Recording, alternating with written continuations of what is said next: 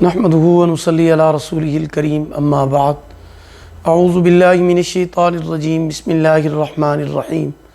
محترم سامعین کرام، السلام علیکم ورحمۃ اللہ وبرکاتہ۔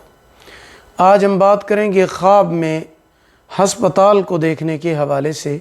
اس کی مختلف صورتیں ہیں اور ان کی مختلف تعبیریں ہیں۔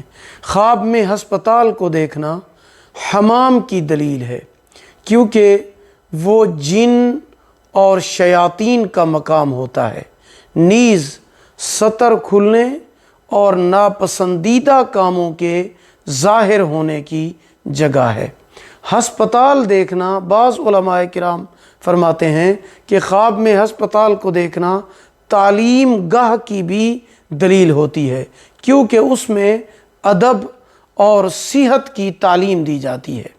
اگر خواب میں اپنے آپ کو دوسرے مریضوں کے ساتھ ہسپتال میں دیکھے تو یہ قید خانے میں جانے کی علامت اور دلیل ہے۔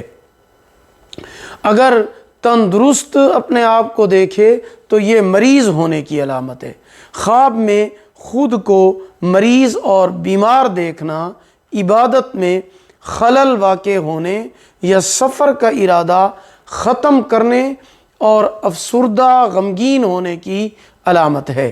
خواب میں ہسپتال میں کسی اور مریض کو دیکھنا، وہ شخص دین میں فساد کرے گا اور لوگوں سے نفرت انگیز باتیں کرے گا۔